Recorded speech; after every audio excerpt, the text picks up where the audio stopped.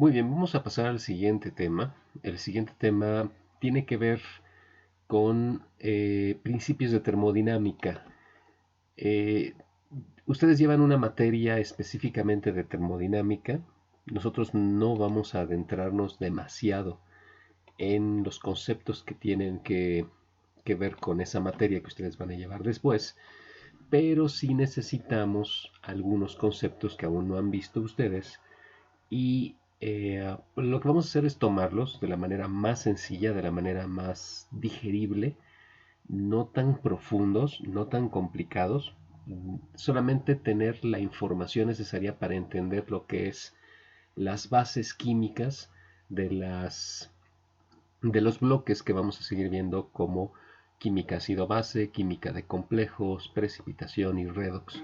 Entonces, sí necesitamos eh, pues adentrarnos un poco en la parte de este gran mundo muy interesante que es la termodinámica.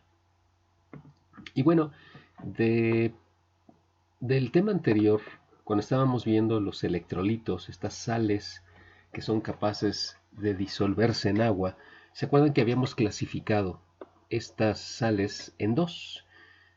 Los electrolitos fuertes y los electrolitos débiles. Y habíamos platicado que los electrolitos fuertes eran aquellos que se disociaban por completo en agua. Y entonces para poder nosotros representar mediante una ecuación química ese proceso químico, pues lo que hacíamos era representarlo con una flecha, que significaba que toda la sal estaba disolviéndose para generar sus iones. Bueno, ya en general, ese tipo de procesos en los que ustedes van a perder al reactivo, como es el caso del electrolito fuerte, o si tienen ustedes más de un reactivo, al menos pierden a uno de ellos, bueno, pues esos procesos tienen la etiqueta de reacción química. Eso es una reacción química a final de cuentas. Y acuérdense ustedes, como lo vieron en Fundamentos de Química, toda reacción química tiene un reactivo limitante y uno o varios reactivos en exceso. ¿Ok? Entonces, cuando ustedes pueden clasificar a un proceso químico como una reacción, acuérdense que siempre va a haber un reactivo limitante y ese reactivo limitante es el que les va a decir estequiométricamente hablando cuánto se les está generando de los productos. Por otro lado, cuando teníamos los electrolitos débiles, pues mencionábamos que no todo se va a lograr disolver en agua. No todo el electrolito es capaz de romperse en sus iones. Entonces van a tener una coexistencia ahí en el sistema entre la sal que no logró disolverse y los iones que de la sal que sí logró, de esa parte que sí logró disolverse. Entonces, cuando ustedes tienen ese tipo de procesos, en general se les llama interacciones. Tienen una interacción química. En una interacción química, entonces, cuando ustedes parten de los reactivos, solamente una parte de ellos se va a lograr combinar para formar una cantidad pequeña de los productos. Entonces, en las interacciones químicas, ustedes van a tener, les va a quedar más bien al final mucho de los reactivos y se les va a formar muy poquito de los productos, a diferencia de la reacción, que es justo lo contrario. Entonces, la realidad es que en el mundo de la química es primordial que ustedes puedan predecir si un proceso químico que ustedes están proponiendo o que están estudiando va a ser reacción o va a ser interacción. Y esta parte tiene que ver con algo que en termodinámica se llama la espontaneidad. Cuando ustedes tienen una reacción química, ustedes lo que están diciendo es que el proceso químico es espontáneo desde reactivos hacia productos. Y cuando tienen una interacción química, lo que están diciendo o lo que se está relacionando es que el proceso no es espontáneo desde reactivos hacia productos. ¿Por qué? Pues porque muy poquito de los reactivos se está combinando y está formando una cantidad muy pequeña de los productos. Entonces, eh, pues básicamente en todas las ramas de la química estamos preocupados por saber cuál es la espontaneidad de los procesos con los que yo estoy trabajando.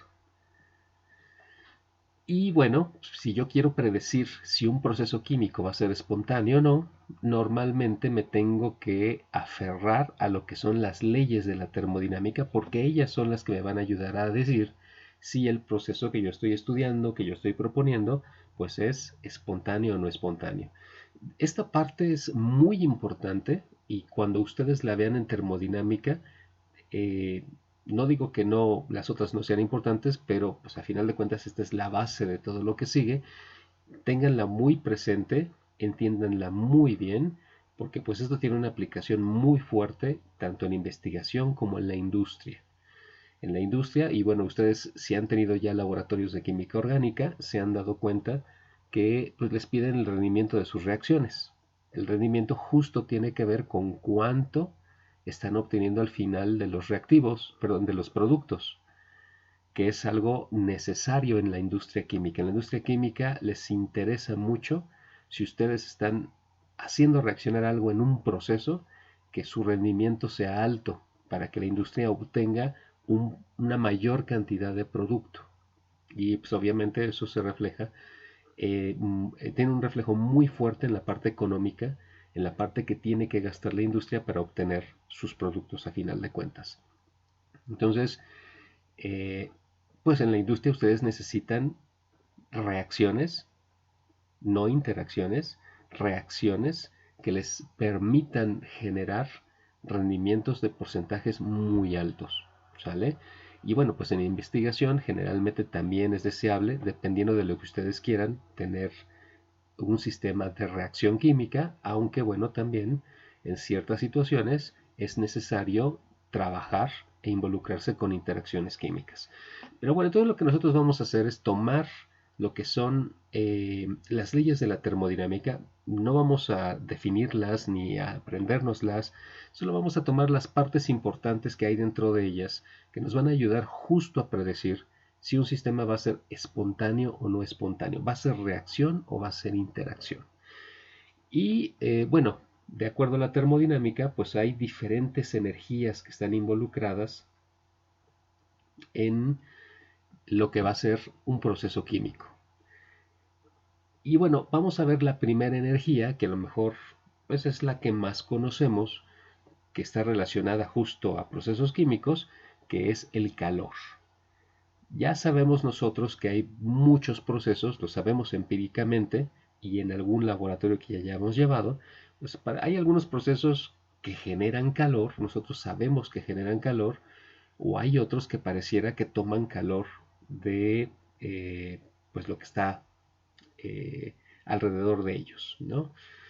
Vamos a ver esta parte un poquito más a fondo y aquí necesitamos comentar que en química generalmente a nosotros al calor le llamamos entalpía. Y como el calor es una energía, pues obviamente va a tener unidades de energía, ya sea joules, calorías, etcétera. ¿Okay? Entonces, eh, cuando nosotros estamos analizando un proceso químico, pues generalmente lo que nos interesa saber es qué pasa con el calor que está relacionado a ese proceso químico. Y bueno, pues aquí la situación es hacia dónde fluye la energía en forma de calor. ¿Sale? Entonces, pues para poder estudiar la energía del calor, nosotros generalmente lo que hacemos es estudiarlo por separado en cuanto a productos y a reactivos. Podemos sacar cuál es el cambio de entalpía de un proceso químico. Aquí se le pone generalmente reacción, pero bueno, puede ser reacción o interacción. Y bueno, pues en termodinámica se define como la sumatoria de los cambios de entalpía de todos los productos del proceso que ustedes están considerando, menos la sumatoria de los cambios de entalpía de formación de los reactivos. Esta parte, bueno, se la voy a dejar a su profesor de termodinámica que la desarrolle más con ustedes, que ustedes hagan cálculos directos de lo que son las entalpías de reacción. Aquí nada más a nosotros lo que nos va a interesar saber es que cuando ustedes tienen un proceso químico, solamente tienen de dos sopas. Uno, el sistema por sí solo, para que pueda llevarse a cabo, puede emitir calor o puede absorber calor. ¿Ok? Cuando ustedes están en termodinámica, eh, generalmente identifican tres tipos de sistemas. Lo que es el sistema químico, hablando precisamente de química, es que sería, por ejemplo, el sistema que tienen en un vaso de precipitados que van a hacer reaccionar. Tienen los alrededores, que es todo lo que rodea a ese vasito, incluyendo, por ejemplo, si ustedes lo ponen en una parrilla, pues la parrilla es parte de los alrededores. Si lo ponen en hielo, pues es parte de los alrededores. Y bueno, el sistema que ustedes están considerando más los alrededores es lo que define el universo. ¿Ok? Bueno, cuando ustedes tienen un sistema químico que para llevarse a cabo necesita emitir calor, significa que él va a liberar calor, o sea, el sistema libera calor desde el sistema hacia los alrededores. Entonces se dice que ustedes tienen un sistema exotérmico, exo de salida, de fuera, ¿sale? Entonces el calor tiene que fluir hacia afuera. Entonces un proceso exotérmico es aquel en el que mi sistema genera calor y lo transporta o lo cede a los alrededores. ¿Ok? Y bueno, esto ustedes lo han sentido físicamente cuando, por ejemplo, tienen un vaso de precipitados en la mano que tiene agua y están tratando de disolver, por ejemplo, hidróxido de sodio. Ustedes saben por experiencia que su mano siente que el vaso se calienta. Y eso es porque precisamente el proceso de disolución del hidróxido de sodio es exotérmico. Entonces, para que se pueda romper el hidróxido de sodio en el agua, genera calor y su mano está recibiendo ese calor que está generando el sistema. Por eso ustedes lo sienten caliente. Ahora, los procesos que son contrarios son aquellos que necesitan tomar calor de los alrededores para poder llevarse a cabo. Ese tipo de sistemas se llaman endotérmicos. Un ejemplo de un sistema endotérmico sería cuando ustedes tratan de disolver en un vaso de precipitados nitrato de potasio. Cuando ustedes tratan de disolverlo y tienen ese vaso en la mano, lo que van a sentir, contrario al hidróxido de sodio, es frío. Van a sentir que el vaso se está enfriando. Y eso es porque para que el nitrato de potasio pueda disolverse, está tomando calor de los alrededores. En este caso su mano es el alrededor y está tomando calor de su mano directamente. Por eso ustedes están sintiendo que el sistema se empieza a poner frío. Esa es la diferencia entre un sistema endotérmico y exotérmico. Ahora, un poco más a fondo. Yo ya dije que la entalpía pues se denota como el calor en química, y lo que no les comenté es que generalmente se representa como una H mayúscula. Y si son cambios de calor, que es lo que realmente nosotros tenemos, porque es la transferencia de calor de un lado hacia el otro, pues lo que tenemos es el delta H, que es el cambio de calor. ¿Sale? Bueno, cuando ustedes tienen un sistema que es endotérmico o un proceso endotérmico, entonces el delta H es positivo. Y si el proceso es exotérmico, entonces el delta H tiene signo negativo. ¿Ok? Aquí en las diapositivas está al revés. Aquí dice que es menor a cero. No. Cuando es endotérmico, el delta H es positivo, y cuando es exotérmico el delta H es negativo. Entonces, ya con el valor, y más que con el valor, con el signo del delta H, yo ya puedo identificar si un proceso es endotérmico o exotérmico. Y bueno, ya desde aquí, ya nada más de tener esta información, yo puedo favorecer o desfavorecer, que eso es algo que vamos a ver un poco más a fondo después, pero yo puedo favorecer o desfavorecer un proceso. Si por ejemplo ustedes quieren disolver más rápido el hidróxido de sodio, que yo ya sé que es un proceso exotérmico, pues yo sabiendo que es exotérmico, yo sé que a él le gusta poder dar calor a los alrededores para que se logre disolver el hidróxido de sodio.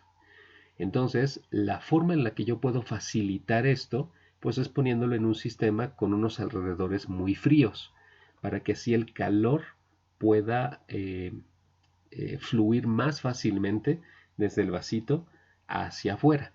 Entonces, si ustedes quieren mejorar la disolución del hidróxido de sodio, pues lo que necesitarían hacer es poner ese vasito en hielo y así estarían favoreciéndolo. Ahora, ustedes quieren detener la disolución del hidróxido de sodio en ese vasito, caliéntenlo, hagan lo contrario, pónganlo en una parrilla. La parrilla va a estar tratando de darle calor al vaso y el vasito va a estar tratando de sacar calor. Entonces ahí tienen una competencia. E incluso si ustedes calientan demasiado la parrilla, lo que va a suceder es que el hidróxido de sodio que ya se había disuelto va a volver a solidificarse. Se van a volver a juntar los iones sodio y los iones hidróxido y entonces ustedes van a ver que el hidróxido de sodio se precipita. Ahí fíjense que ustedes ya empiezan a tener, nada más sabiendo un poco de información del calor, ustedes ya tienen cierto control de un proceso químico, ya pueden favorecerlo o desfavorecerlo. ¿Ok? En el caso de la disolución del nitrato de potasio, si ustedes quieren favorecerlo, yo ya sé que es un proceso endotérmico, va a tener un delta H positivo, pero si es un proceso endotérmico, pues significa que él a lo que le gusta es tomar calor de los alrededores. Entonces, para favorecer un proceso endotérmico, pues lo que tengo que hacer es ponerlo en una parrilla, calentarlo, darle ese calor que él quiere, ¿ok? ¿Y cómo lo podría yo detener o incluso revertir? Bueno, pues hago justo lo contrario, lo pongo en hielo. Lo pongo en hielo y a la hora de ponerlo en hielo ya no dejo que él logre dar calor al sistema, perdón, absorber calor del hielo, porque más bien el hielo quiere absorber calor de él, y entonces lo que va a suceder es que detengo la disolución del hidrato de potasio, o en un caso más extremo, pues puedo incluso revertir el sistema. ¿Ok? Bueno, eso es lo que tiene que ver con el calor. Ahora, hay una variable termodinámica que a veces se confunde con el calor, que es la temperatura, pero no es lo mismo.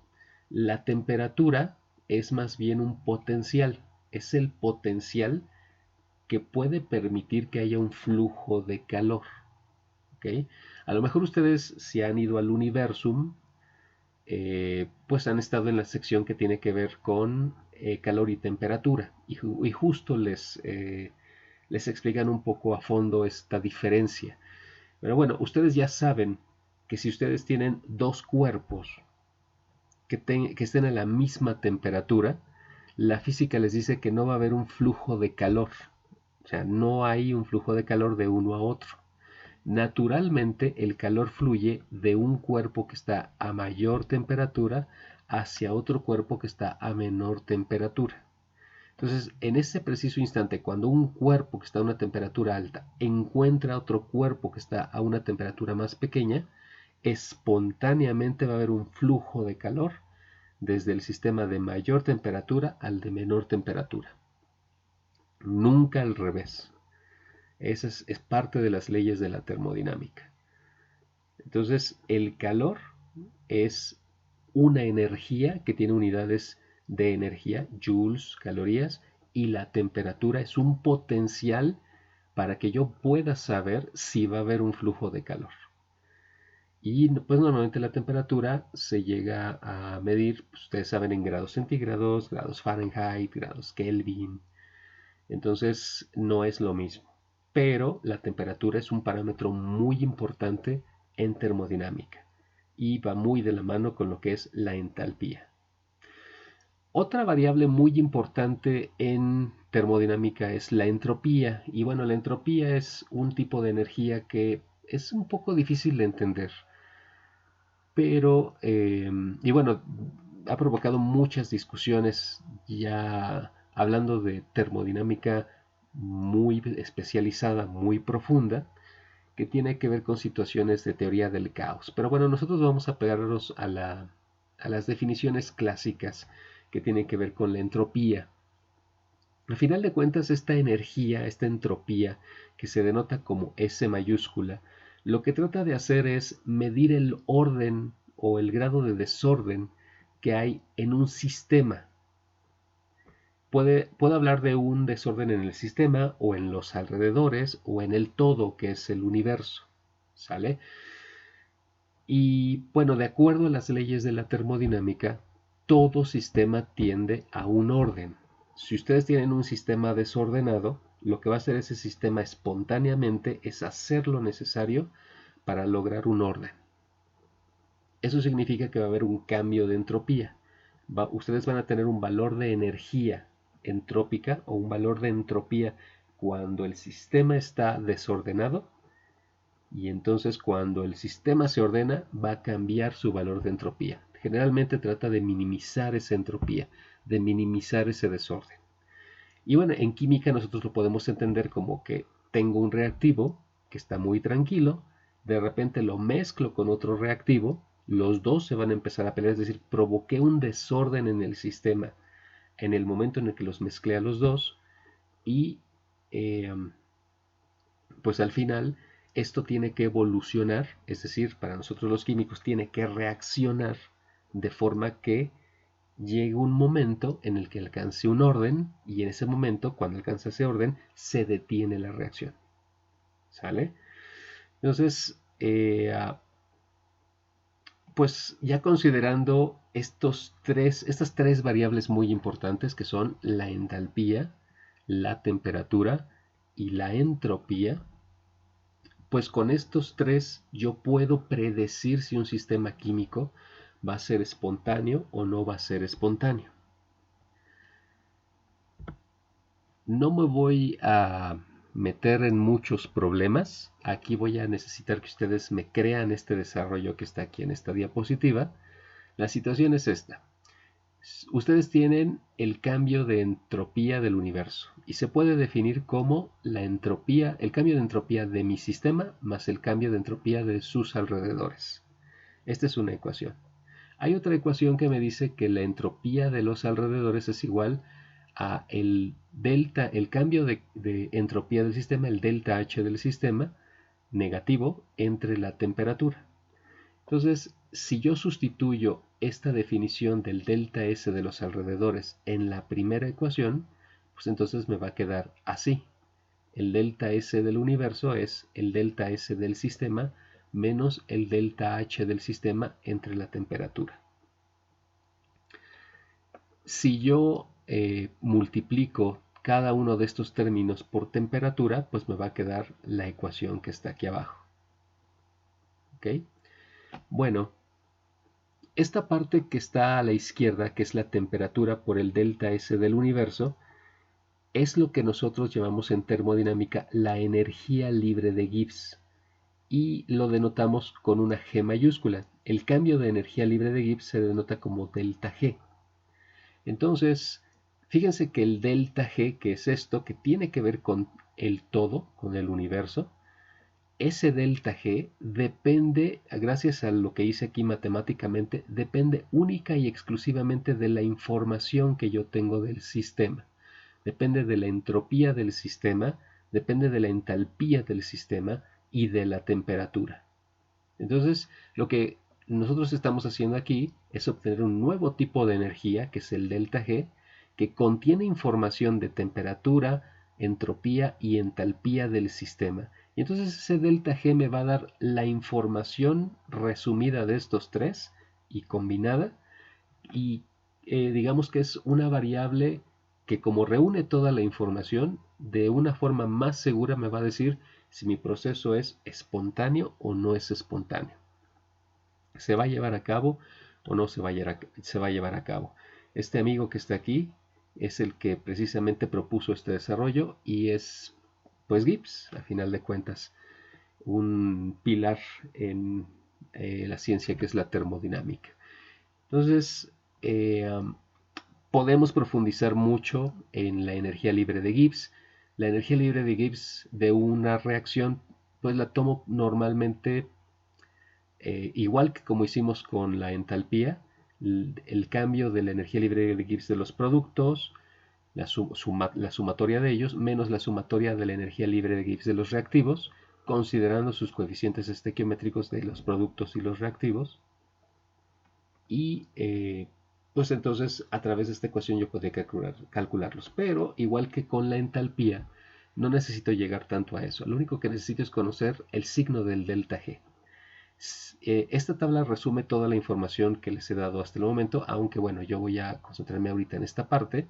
Si el delta G de una reacción o de un proceso químico más en específico es negativo, significa que el proceso como ustedes lo están considerando, con esos reactivos y con esos productos, es espontáneo. Por otro lado, si el delta G tiene signo positivo, entonces, así como ustedes lo proponen con sus reactivos y con sus productos, es no espontáneo. Y si el delta G vale 0, entonces ustedes están justo en ese momento que estábamos platicando hace rato, que es el equilibrio. En ese momento no hay reacción, no hay interacción, no hay proceso químico, porque ustedes ya alcanzaron el equilibrio.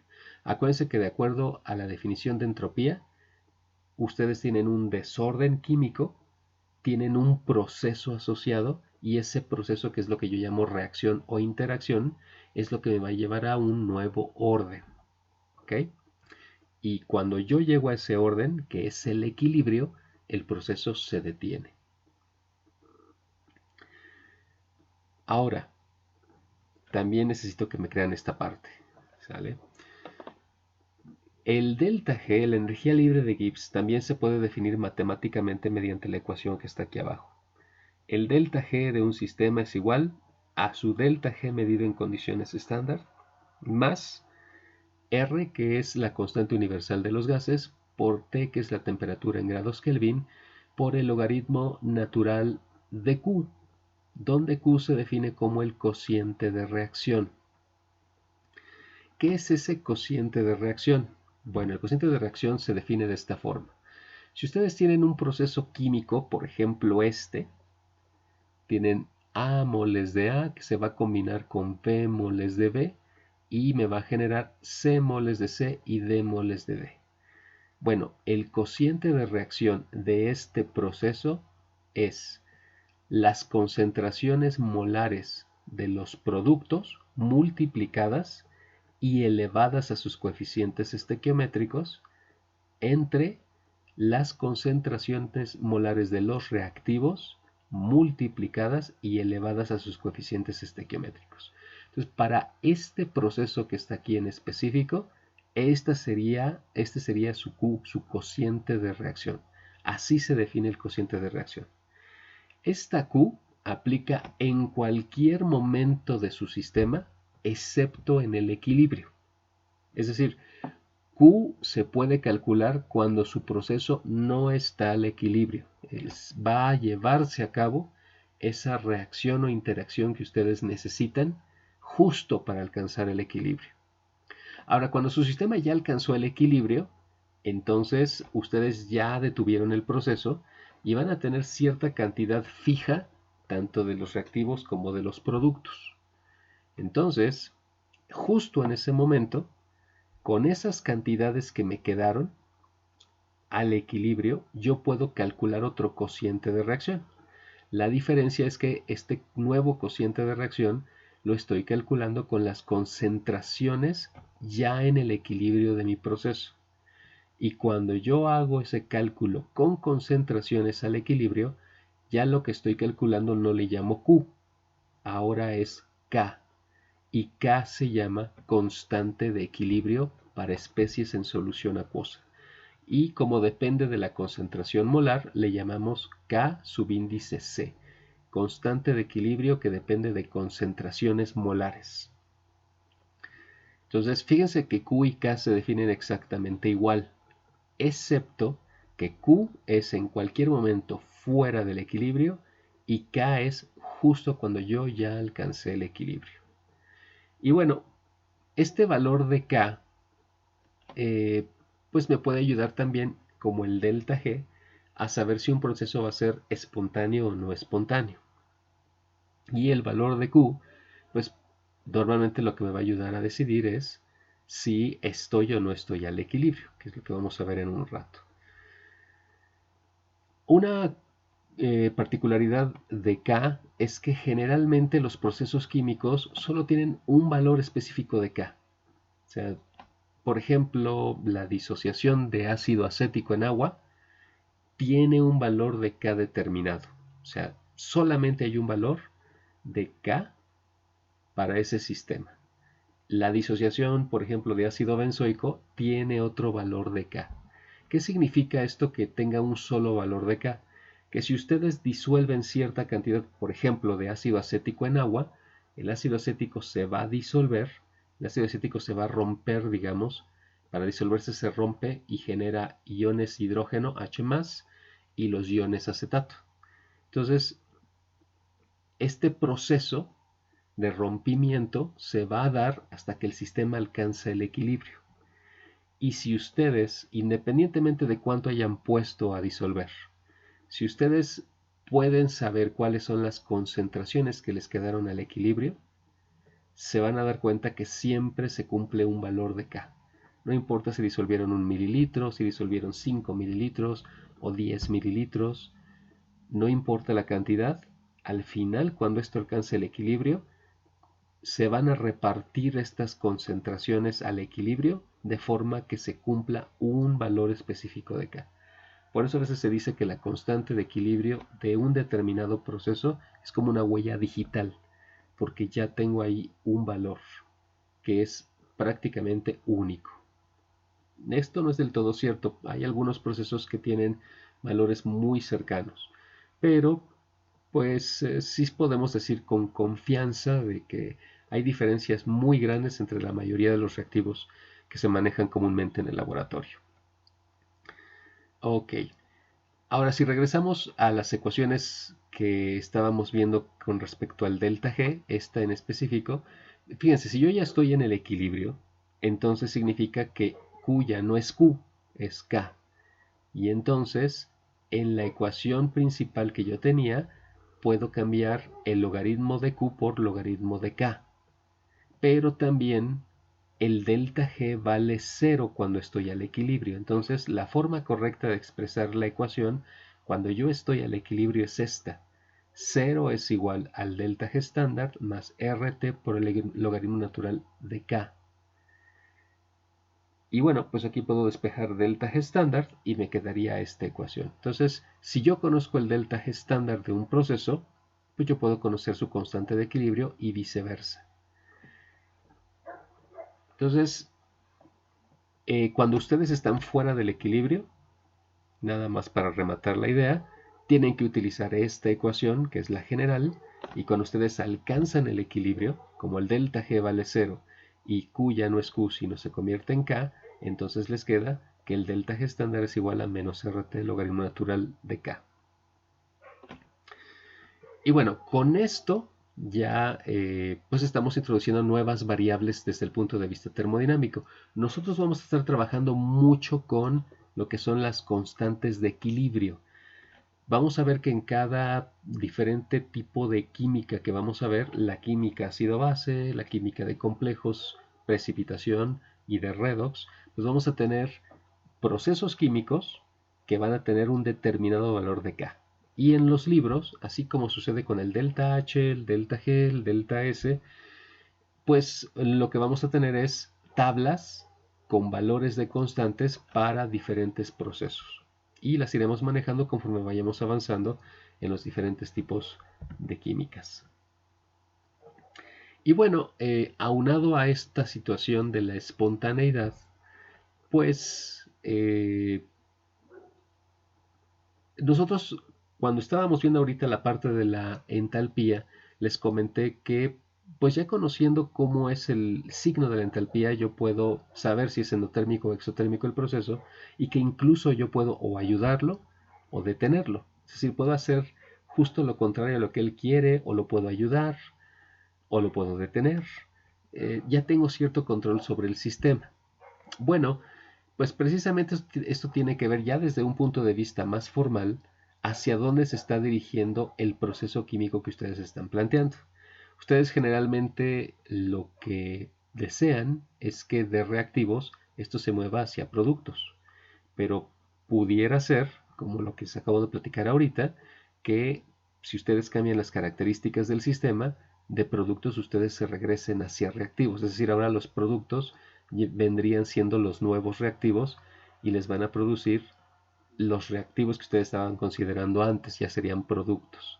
Entonces, el hecho de que ustedes puedan verificar hacia dónde se va a ir este proceso químico tiene que ver mucho con lo que se llama el principio de Le Chatelier, que es este personaje que está aquí en la diapositiva.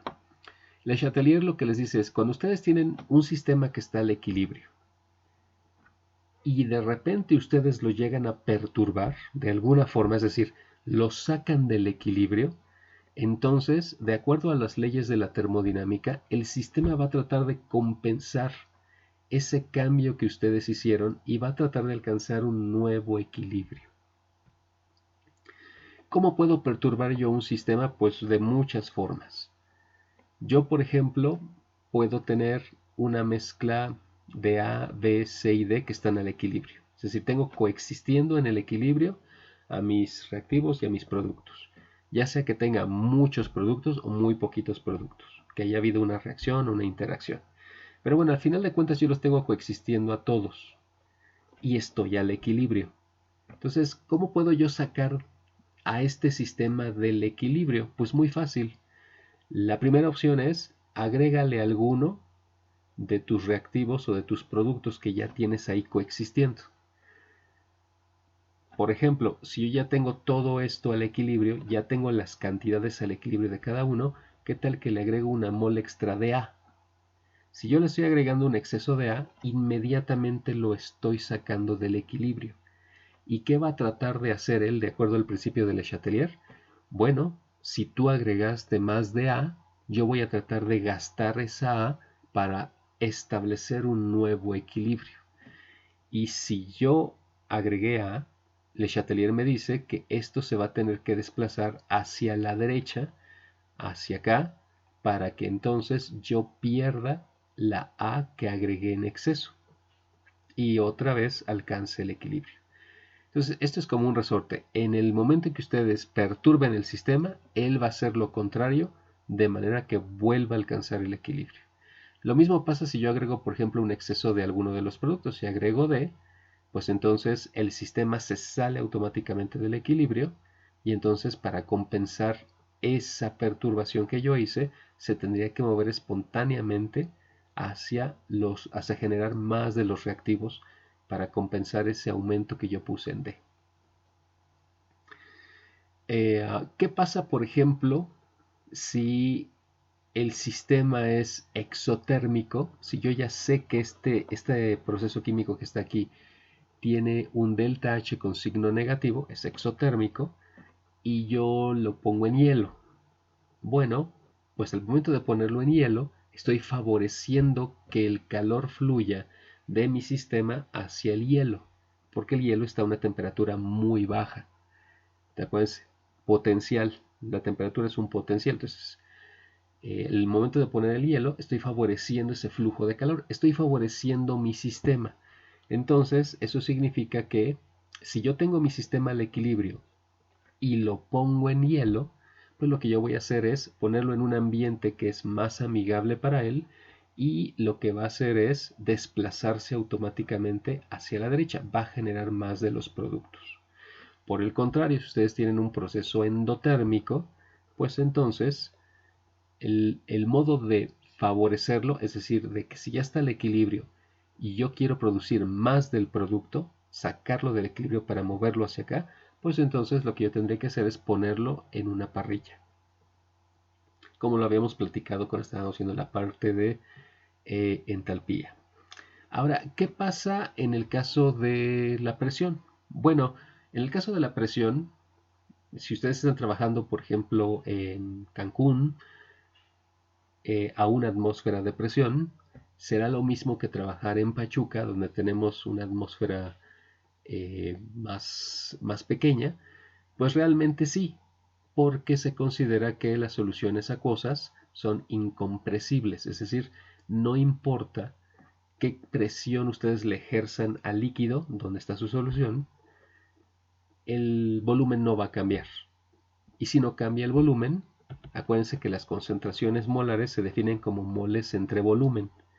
Entonces, la única forma en la que cambie este valor de K, que es la constante de equilibrio, que se cumple cuando yo estoy al equilibrio, es, aquí hay de dos sopas. Una, o modifico las moles, que es lo que les estaba explicando antes, o modifico el volumen de mi sistema. Entonces, moles, ¿cómo las puedo perturbar? Pues añado más de C o de D o de A o de B. Y así me saldría yo del equilibrio. Ya no estaría K, ya sería Q. ¿Ok? Pero también podría cambiar el volumen. Y cuando yo ejerzo cierta presión, por ejemplo en una jeringa, ustedes lo han visto, si ustedes en algún momento llegaron a jugar con una jeringa, sin punta por supuesto, cuando ustedes ponían el dedo en el extremo de la jeringa, con el émbolo ustedes podían cambiar el volumen del aire que había quedado adentro. Si le ponían presión al émbolo, pues obviamente el émbolo se desplazaba y comprimía el aire que estaba adentro y bajaba el volumen. Pero en el caso de líquidos, al menos en el caso del agua, no consideramos que esto pase. Es decir, si ustedes pusieran agua dentro de la jeringa y aplican la misma presión, el volumen no va a cambiar. Y si el volumen no cambia, mis concentraciones molares no cambian y K no cambia. Sigo estando al equilibrio. ¿Ok? Pero pudiera ser que si yo agrego en un sistema que ya está al equilibrio 1 litro extra de agua, o si lo caliento para quitarle 200 mililitros por evaporación del agua, pues entonces ahí sí corro el riesgo de salirme del equilibrio, porque los volúmenes van a cambiar. Aquí para el volumen no hay una regla, entonces cuando ustedes tienen un cambio de volumen en un sistema, lo que yo les recomiendo es hagan el cálculo de las concentraciones, de las nuevas concentraciones después de haber agregado o quitado volumen, y vean si se sigue cumpliendo el valor de K. Si se sigue cumpliendo, independientemente de su cambio de volumen, el sistema sigue al equilibrio. Pero si ustedes sustituyen y cambia el valor, entonces me salí del equilibrio y ahora mi K habría pasado a Q. Y lo que va a tratar de hacer el sistema es regresar al valor de K. ¿Ok? Bueno, pues ahora solamente quedaría que ustedes intentaran hacer estos ejercicios que están aquí. Estos ejercicios van a quedar de tarea para que ustedes los resuelvan, pero de todos modos lo que vamos a hacer ahorita es un ejemplo. Les voy a mostrar un ejemplo resuelto, que es de un examen que se hizo hace poco.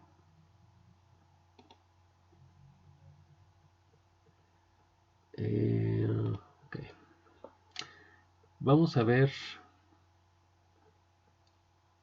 el problema 2. Me dice que el ácido tartárico, me dan su fórmula empírica, C4H6O6, y bueno, una forma de resumir la estructura del ácido tartárico pues es ponerle H2, que son dos hidrógenos ácidos, que ya después veremos qué significa eso, tar. Entonces H2 tar significa C4H6O6. Pero bueno, me dicen que se encuentra presente de manera natural en muchos alimentos, aunque se usa como aditivo en otros para regular la acidez y como antioxidante. El ácido tartárico en agua puede perder un protón para formar el ion bitartrato. Y entonces me están dando cuál es el proceso en el que el ácido tartárico se disuelve, digamos, en agua y me genera el ion protón y el ion bitartrato. Y fíjense que me están diciendo que para este proceso químico que está aquí está reportado un valor de constante de equilibrio, solo que me lo reportan con un logaritmo base 10. Me dicen que el log de K para este proceso vale menos 3.04. Y me dicen, si se mezclan 25 mililitros de una solución de ácido tartárico 0.1 molar, 25 mililitros de otra solución de bitartrato de sodio, NaHTAR, 0.005 molar, y 50 mililitros de ácido clorhídrico, HCl 0.01 molar. La primera pregunta es, ¿el sistema estará en el equilibrio? Obviamente, pues como siempre hay que justificar. Entonces, estoy mezclando tres diferentes soluciones que, si se dan cuenta, tienen que ver con las tres especies que están involucradas en el proceso de disociación del ácido tartárico. Tal cual estoy agregando ácido tartárico, estoy agregando bitartrato de sodio. Acuérdense que el bitartrato de sodio es un electrolito fuerte porque es una sal de sodio. Entonces lo que yo espero en esta solución es que no tenga yo bitartrato de sodio tal cual. El bitartrato de sodio ya debe de haberse roto por completo, y lo que realmente tengo en mi sistema es ion bitartrato, que es justo lo que tengo en este equilibrio. O sea, tendría en esta solución ion bitartrato y el ion sodio, que bueno, el ion sodio pues no está involucrado en mi proceso principal, entonces esto no importa. Y en el caso del ácido clorhídrico, pues yo sé que el ácido clorhídrico también es un electrolito fuerte y se va a romper por completo y me va a generar ion hidrógeno, H+, y cloruros. Los cloruros no me importan, pero sí me importa el protón porque este lo tengo en mi proceso principal. Entonces vamos a irnos a la parte de la respuesta del problema 2, que ya me salí de la presentación en lectura. Entonces, lo primero que ustedes tienen que hacer siempre que mezclen diferentes soluciones es calcular las nuevas concentraciones. ¿Por qué? Porque al momento de mezclar todas estas diferentes soluciones, se están diluyendo entre sí, están cambiando el volumen. Entonces, eso está haciendo que cambien sus concentraciones. Entonces, si yo considero los diferentes volúmenes que mezclé, pues al final lo que yo voy a obtener son 100 mililitros de solución. Si aplico la ecuación de la dilución de la primera solución de ácido tartárico, lo que yo puedo decir es que tenía 25 mililitros a 0.1 molar, y eso lo llevé a 100 mililitros, que ya es la mezcla de todas las soluciones. Entonces, haciendo esta operación, voy a ver que mi concentración de ácido tartárico en la mezcla va a ser 0.025 molar. Lo mismo hago con la de bitartrato de sodio. La de bitartrato de sodio también se va a diluir, nada más que así como les platiqué hace un momento, el bitartrato de sodio es un electrolito fuerte y de hecho antes de que yo haga la mezcla, él ya se disoció. Entonces, si yo tenía 0.005 molar del bitartrato de sodio al inicio, lo que va a pasar al final es que se rompe por completo. Acuérdense de que esta es la tabla de variación molar que me está ayudando a decir cuánto me quedó de los iones después de que se rompió la sal de bitartrato. Entonces yo lo que le digo aquí es, al inicio partí de 0.005 molar y al equilibrio o al final ya no tengo nada del bitartrato de sodio, y por estequiometría, como mi estequiometría es 1 a 1 entre el sodio y la sal y el bitartrato y la sal, pues si aquí perdí 0.005 molar, aquí estoy obteniendo 0.005 molar y 0.005 molar. Aunque de los dos iones, el que me interesa es el bitartrato. ¿Por qué? Pues porque este está en el equilibrio principal. Voy a regresar tantito. En el equilibrio principal que yo estoy analizando, que es este que está aquí. ¿Okay? Bueno, entonces aplico la ecuación de la dilución. Para el ion bitartrato tenía 25 mililitros, 0.005 molar. Esto lo llevé a 100 mililitros. Entonces mi concentración de bitartrato va a ser 1.25 por 10 a la menos 3 molar. Y hago exactamente lo mismo con el ácido clorhídrico.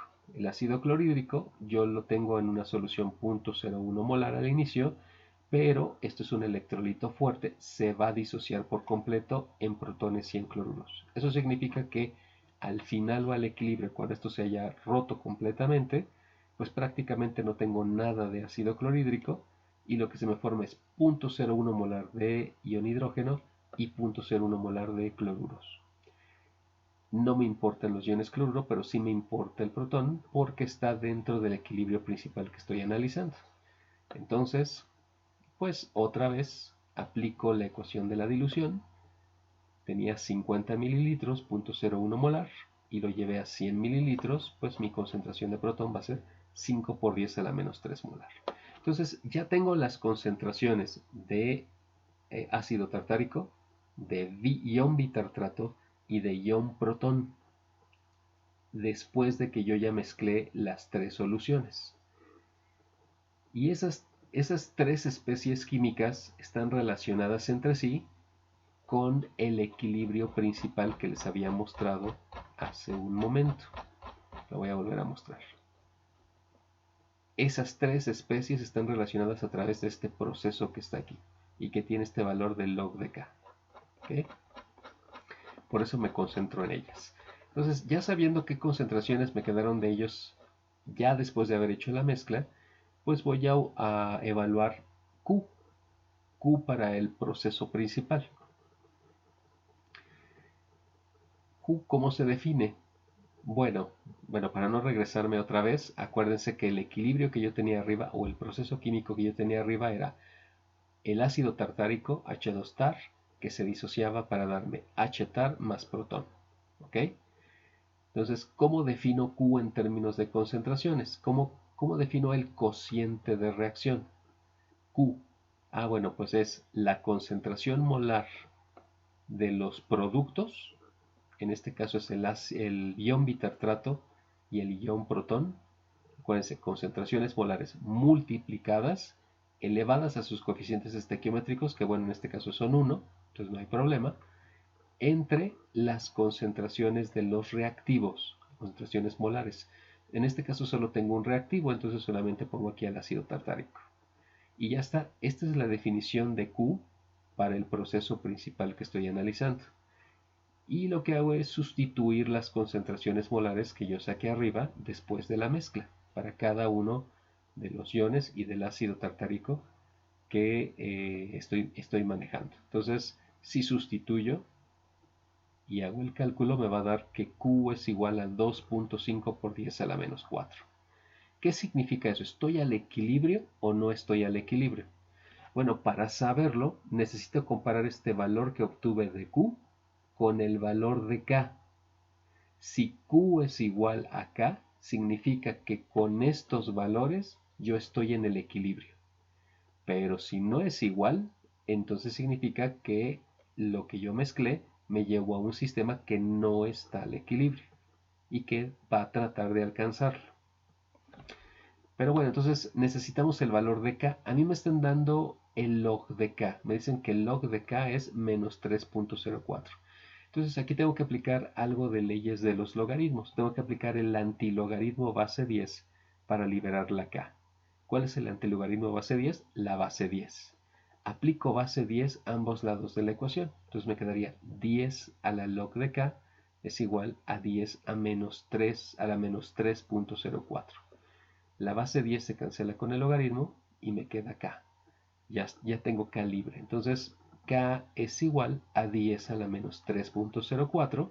Esto es en notación base 10.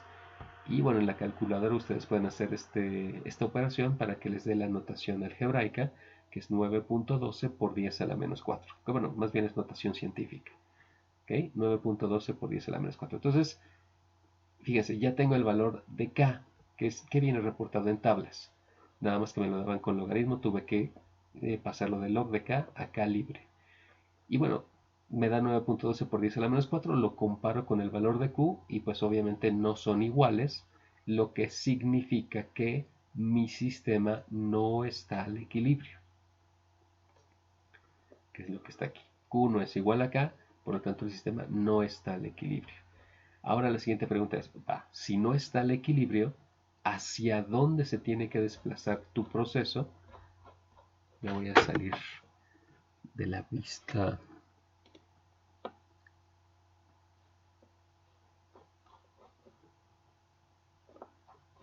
No me salió la barra, pero bueno.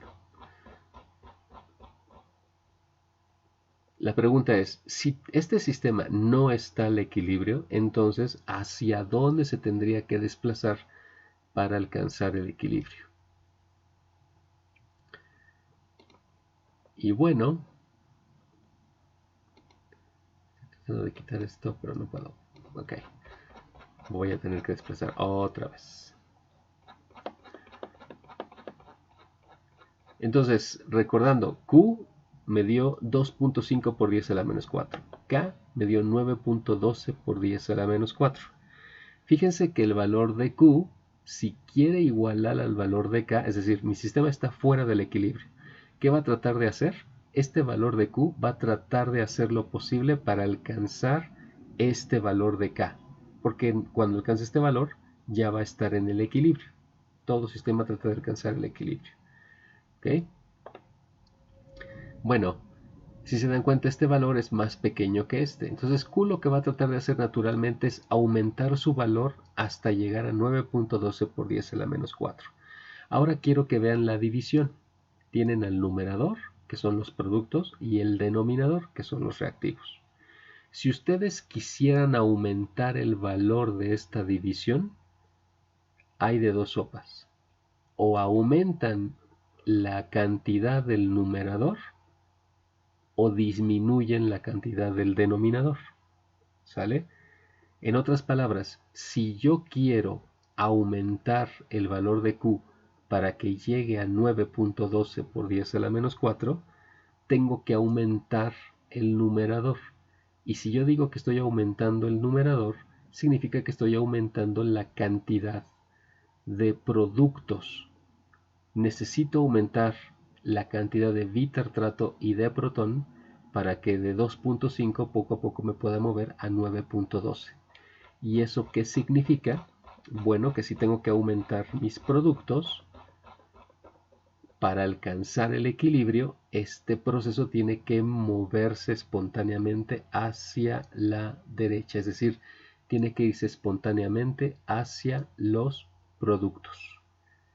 Y de esta forma logrará alcanzar el equilibrio. Espero que haya quedado claro. Y pues me parece que ya respondimos las dos preguntas. ¿El sistema resultante se encontrará el equilibrio? No, porque ya calculamos Q y Q no es igual a K. Entonces no estoy al equilibrio. Si no estoy al equilibrio, ¿hacia dónde me tengo que desplazar? ¿Hacia dónde se desplaza este proceso para lograr el equilibrio otra vez? Bueno, como el valor de Q es mayor al valor de K, necesito que mis productos aumenten. Y la única forma de que aumenten los productos es que este proceso se desplace hacia la derecha, es decir, que se desplace hacia los productos. ¿Ok? Bueno, ustedes por favor traten de hacer los ejercicios que vienen en las diapositivas y en otra oportunidad seguiremos con la parte de principios de termodinámica. Muchas gracias y seguimos en contacto.